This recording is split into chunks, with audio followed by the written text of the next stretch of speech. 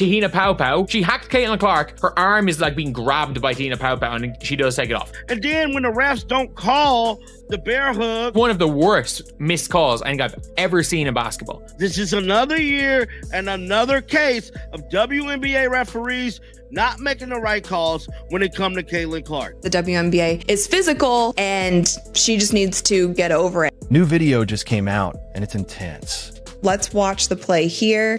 To reset things. As you can see, she dribbles over to the wing, pushes off a little bit, and hits that three. Now, if you slow things down and if you actually go frame by frame, you can see that Paopao had two hands on Caitlin. It wasn't just a one-hand hand check. She was kind of grabbing her with two hands. Caitlin Clark was clearly singled out by Atlanta Dream players, and now the proof is undeniable. From a double jersey tug to a blatant hip check. It's shocking that the refs completely missed that play. One of the worst refereeing I've ever seen to not call a defensive foul here. Like, this is not just a hand check. This is a double jersey grab.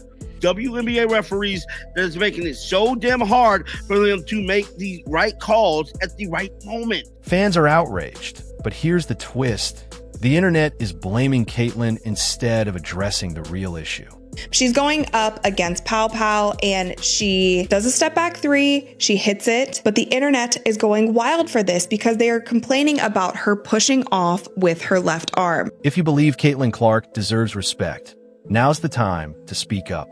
Caitlin Clark effect seems to be crazier than year one. I love watching her score and just everything about her. If you believe Caitlin Clark deserves respect, protection, and a fair game, drop a 100% in the comments to show your support.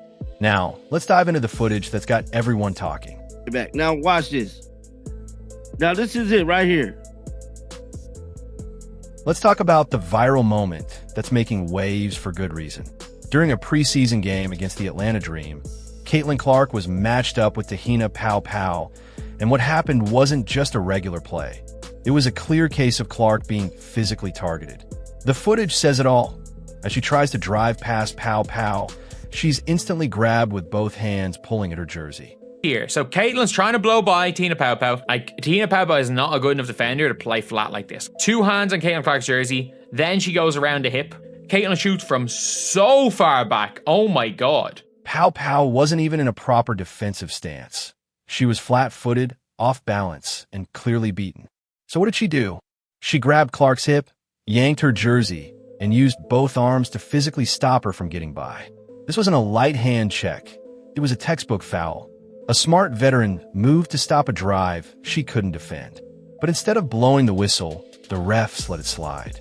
It's not an offensive foul, and if it's an offensive foul, the offensive foul comes way after the defensive foul. Even if it wasn't for the hand, I don't think that that's enough of a push-off to call an offensive foul, especially when the defensive player is off balance. Clark just tried to break free, barely extended her arm. But that small move was all it took for the officials to call an offensive foul. Seriously? And here's what makes it even more unbelievable. This happens a lot. There's a lot of times that guards are working the defenders off of them, especially if a defender has a hand on their side, on their jersey, on their arm, anything. You are allowed to kind of swipe and get the defenders off of you. The slow-mo replay clearly shows Clark was already past Paopao before that slight arm extension. Her legs were ahead, and she had the momentum.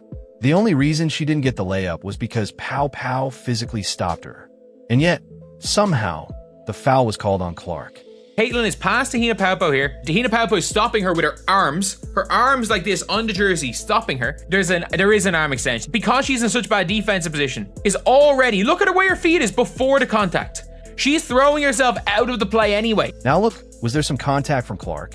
Sure, but let's be real. Every top-level guard uses a little space to get free. The difference is, when Clark does it, it suddenly becomes an issue. Paopao flung herself out of the play, making the contact look worse than it was, more acting than actual defense. And this wasn't an isolated moment. Throughout the same game, Clark was grabbed, held, and bumped all over the court, and not a single call went her way. Clark statue, in order for them to gain separation, they kind of stick their forearm out there because they're getting bear hugged. The other defensive player won't let them cut across to the lane. It's tough to watch this clip and not think there's more going on than just tough defense. This is clear targeting, and the refs let it slide. The footage speaks for itself, and now the world is seeing what fans have been saying for months. Caitlin Clark is being treated differently. Let's call it what it is: bias, plain and simple. And here's where it gets even messier: the online reaction. As soon as the clip of the Clark Pow Pow play hit social media, the internet exploded. But instead of calling out the obvious foul by Tahina Pow Pow, guess who the trolls went after? Her arm is like being grabbed by Tina Pow Pow and she does take it off. She's trying to gain separation to shoot a three. But I've never, like, this is some of the worst refereeing I've ever seen to not call a defensive foul here. This is a vet move by Pow Pow. I have to say, this is a vet move by Pow Pow. Yep, Caitlin Clark. The comments were flooded with people shouting that she always pushes off, that she needs to be exposed, that she couldn't score without cheating. Seriously, are we even watching the same game? Let's be real. Clark was grabbed by the jersey, hip-checked, and physically stopped from making a clean drive to the basket. But because she slightly extended her arm to break free, now she's the villain? That's the narrative being pushed. The internet is going wild for this because they are complaining about her pushing off with her left arm. And here's the most frustrating part. The same people who said last season that Caitlin just needed to toughen up and handle the physical play in the WNBA are now the first to complain that she's too aggressive. Think about that. Last year, when she was getting knocked down, thrown off her game, and hit hard on drives, the response was, she needs to get stronger. She's not ready for the W. But the moment she figures out how to protect herself and create space like every top player does, they flip the script and cry foul. It is a mad situation just all around when it comes to Caitlin Clark, because it's very clear that she is way stronger.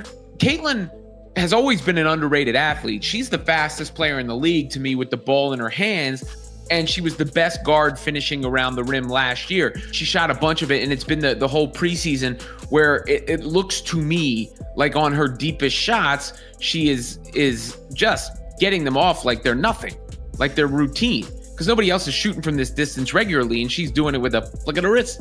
How easily it looks like she's shooting those threes and hitting those threes in the clip that she's doing it, you know, going to the rack, all these various things that show she's even stronger than she was a year ago. And you see it in the strong numbers. I mean, 13 points, 6 boards, 7 assists in 23 minutes of action. It's clear hypocrisy. When other players throw elbows, grab jerseys, and play tough defense, it's praised as gritty. But when Caitlin even uses a shoulder or a slight arm extension, it turns into a scandal. Let's be honest. This outrage isn't about the rules. It's about controlling the narrative. Clark is the face of the league right now. She brings the ratings, the fans, the spotlight. And that kind of attention creates backlash. If this same play happened to someone like Sabrina or Kelsey Plum, the conversation would be about the missed foul and how defenders need to keep up. But when it's Caitlin, the focus flips to how dirty she plays. It's not just unfair, it's intentional. And what's wild is, even though she's clearly the most foul player on the floor, Clark hardly ever gets a call. In her last 2 games, she drew just 1 foul, despite being grabbed and bumped all over the court. This isn't just about one moment anymore. It's a clear pattern. Caitlin Clark is the GOAT! She signed my jersey! So happy, I'm crying. I'm so happy. This is the best day ever. They went the extra mile just to watch her play here. This is great news for women's basketball, period. It's a clear refusal to let Caitlin Clark play her game without being nitpicked, scrutinized, or outright targeted for things other players do every night. So now the real question is, what does this mean moving forward? Not just for Caitlin, but for the Indiana Fever and even the WNBA as a whole. Because let's be real, this isn't just about one missed call or a bad ref decision. It's about a growing trend, a culture of targeting, and a league that's struggling to treat its biggest star with fairness and respect. And when it comes to Caitlin, she's not just a talented rookie anymore. She's the most talked about player in women's basketball. NBA rumors suggest Caitlin Clark will be among the first stars making $1 million annually. The most notable of which is, y'all already know who, the needle mover, Caitlin Clark. She's packing arenas, boosting TV ratings, and bringing the kind of mainstream media attention the WNBA hasn't seen in years. But that spotlight comes with a cost. And for Caitlin Clark, that cost looks like nonstop physical play, constant criticism, and barely any protection. Just look at how she carried herself in the game against the Atlanta Dream. Even with defenders all over her and the refs missing clear fouls, she stayed composed and kept playing. Referees are terrible. The one-sided calls against Caitlin are so obvious and disgusting. They're ruining the game. If the referees do not get this whole situation together with this Caitlin Clark thing, fans is finna stop watching this sport. She didn't throw a fit, didn't retaliate. She let her game speak, sinking tough shots like that cold-blooded step-back three right in the middle of the chaos. That's not just talent. That's serious mental toughness, and she doesn't get nearly enough credit for it. But here's the scary part.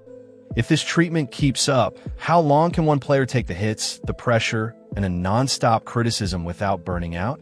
The WNBA is asking Caitlin Clark to be its face, but it has to protect her like 1-2. Shooting the shit out of it. Of course she was. Right, so she was shooting the shit out of it. And she's the face of the league. Agreed. She's the face of the league. Agreed. Just have nothing but great things to say about who she is as a person. Just so welcoming and so warm as an individual that she can have a conversation with anybody. She's cut from the same cloth as me in that regard. You know what? Us Midwesterners, we tend to just, accept everybody with open arms. She was so kind to my family and everyone in the suite when she came to KC. So huge fans of Caitlin Clark. It is a mad situation just all around when it comes to Caitlin Clark, because it's very clear that she is way stronger. But then the league refuses to give her the same respect, protection, and calls that other stars get. That's just not sustainable. And what about the Indiana Fever? This is a young team still building chemistry and trying to find its identity. Clark is the engine, but even engines break down when they're overworked and underprotected. You can see the potential. Her preseason stats say it all. 14.5 points, 6 assists, 6 rebounds per game, shooting over 52% from the field and 50% from three. That's not just growth, it's elite efficiency. And those numbers could be even higher if the refs called the game fairly. Every time she has to fight through 2 defenders grabbing her full court, it slows down the offense, wears her down, and limits her ability to create for others. This isn't just about her stats. It's about the team's flow and confidence. And think about the message this sends to young players watching. Caitlin Clark came into this league as a generational talent with a huge following. Likeable. I think that lends itself to her popularity as she comes across as somebody that's really just respectful, likable. There's other players out there that just don't come across that way. If she's getting bullied and blamed just for playing her game, what message does that send to the next generation of stars? That if you shine too bright, the league won't have your back? The WNBA has to make a choice. Either protect the players bringing fans to the game, or risk losing the very people who are helping grow the sport. Because right now, it feels like Caitlin Clark is being punished for being too good, too popular, and too different from the norm. And we can't ignore the elephant in the room. Race and bias absolutely factor into how she's treated. It's a tough conversation, but it has to happen. The double standards are obvious. When black players play physical, they're called strong and tough. When Clark does the same, she's labeled dirty or dramatic. The league needs to face this issue head-on, not bury it. But if there's one thing we know for sure, it's that Caitlin Clark is built for the storm. And took this iPhone footage of the Indiana Fever doing a workout after that game against the Atlanta Dream. And it was Caitlin, it was Brianna Turner, Jaylen Brown, and Natasha Howard. They were working out in the hallway and just doing some simple lifting. And then also you can see here, Sophie Cunningham comes out of the locker room and she is wearing a boot. She's not backing down. She's adapting, learning, and still shining. And she's doing it with composure, class, and ice-cold clutch shooting. Even while taking hits from opponents, criticism from the media, and missed calls from the refs. So yes, the footage makes it clear she was targeted. Do the step back? She had to step back because she knew she didn't have any area here. See, this is the photo that went viral. But it also reveals something bigger. She's still standing, still producing, and still changing the game. The footage doesn't lie, and now the world sees it. Caitlin Clark isn't just being defended, she's being targeted. And the fact that she keeps hitting clutch threes, staying composed, and leading her team through it all, that's what sets her apart. That's what makes her great. 2024, she averaged 16.5 points per game, 4 assists, 5.5 rebounds. She shot 37% from the field and 31.8% from three. Now, if you look at her preseason in 2025, she only played 2 games in this preseason, and one was against that Brazilian national team. She played 21 minutes. She averaged 14.5 points, 6 assists, 6 rebounds. She shot 52.5% from the field and 50% from three-point range. But this conversation can't stop here. If you believe Caitlin deserves respect, fair treatment, and the same protection like any other star in this league, drop 100% in the comments right now to show your support. Let's flood the comment section and make sure her voice and her game can't be ignored. And if you're new here, hit that subscribe button because we're keeping it real, breaking down the facts, and standing up for players who make this game special. Smash that like button if you're riding with Caitlin Clark, and I'll see you in the next one.